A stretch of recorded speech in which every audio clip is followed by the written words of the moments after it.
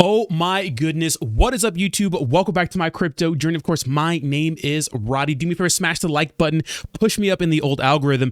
And of course, one of the biggest stories of the day is SushiSwap hacked for $3.3 million and it was stolen from a user's account. But this is no ordinary user. In fact, I think this user is pretty notorious and a lot of people feel a certain way about who this person is. Now we'll get into the background of this person, but first let's go ahead and read a little bit of a brief summary of what exactly happened on Uniswap SushiSwap, and then we'll get into the history of this person. So SushiSwap, a decentralized finance DeFi platform, was recently hacked, resulting in over $3.3 million in loss.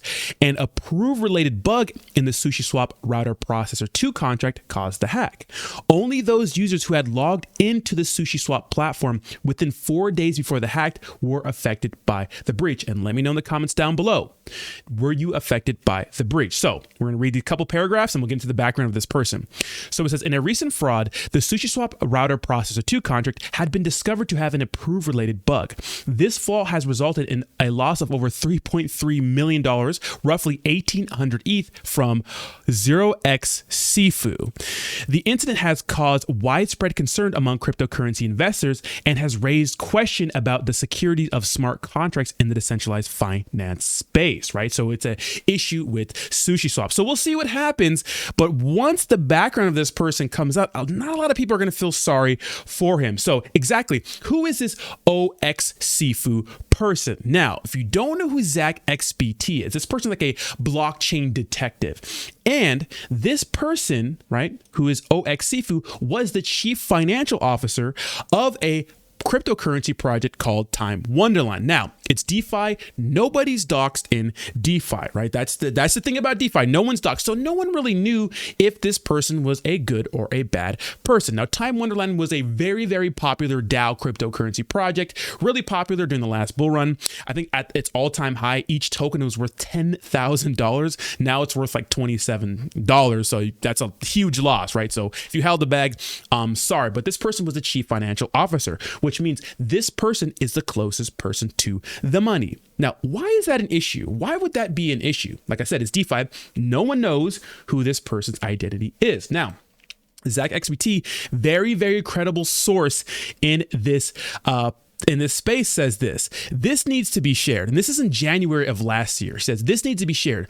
OXSifu is the co-founder of Quadriga's centralized exchange, Michael Patron. If you are unfamiliar, that is the Canadian exchange that collapsed in 2019. That collapsed, in 2019 after the founder, General Cotton, disappeared with $196 million. And they confirmed this with messages, which really caused the collapse of Time Wonderland, in my opinion. Now, okay, he's a co-founder of a cryptocurrency project that collapsed. I mean, what's the big deal? I mean, hey, man, it was the Quadriga exchange. He was just a co-founder. All right, I was editing and I forgot to put this part in the video, and I changed shirts because I spilt my coffee on my shirt. Anyways, I had to put this in here because it shows his face. And this is an article I'll put in the description down below that exposes him back in January. And it says, Michael Patron, the Quadriga centralized exchange person, is back as OXSifu from DeFi protocol Wonderland. So it's common, right? Everybody knows who this guy is. Now back to the video. Well, here's the thing. There's a whole Netflix special on exactly what went down with the founder, because it was kind of crazy. So if you look up Quadriga FinTech Solutions, it was a Canada's largest cryptocurrency exchange. In 2019, the exchange ceased operations and the company filed for bankruptcy with 215 million Canadian dollars in liability and about 28 million Canadian dollars in assets. Now check this out. The company's CEO and founder, Gerald William Compton, died in 2018 after traveling to India.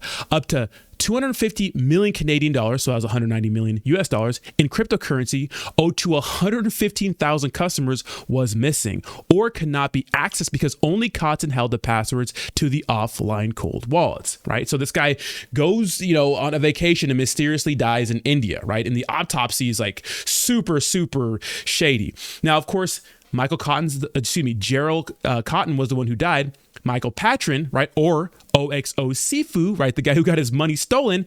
Well, what's his history?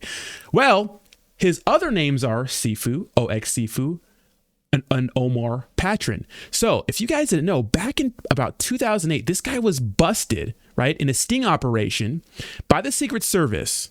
So in California, so Patron had not been using a proxy address, which allowed authorities to identify him with the assistance of his confidential informant with the group. So it looks like he admitted to conspiring in separate criminal cases for burglary, land larceny, and computer fraud. And I believe they were stealing credit card numbers. Now this guy was extradited back to Canada, where he was involved in other shady endeavors too. And you can see right here, his Wikipedia has been updated with the Time Wonderland thing and of course the Quadriga FinTech solution. So this guy's had a pretty shady past, allegedly, from what we see all over the internet. So circling back to this, it's like, well, this guy got hacked. I mean, not a lot of people are going to feel bad because, one, I don't think this is nearly as much as he probably has. I mean, look, here's the thing. I don't like anybody's money getting hacked. It sucks, right? But it's going to be hard to feel bad for this guy considering his past. So let me know what you think in the comments down below. Crazy Sushi Swap hack. Let me know in the comments if you think this is mind-blowing. Let me know in the comments if you were affected. But so far, I haven't heard anything about other people being affected, just this guy. And here's the thing. He's probably a target in this space, a huge target. So let me know what you think in the comments down below. Thank you so very much for watching, and I will talk to you soon. Peace.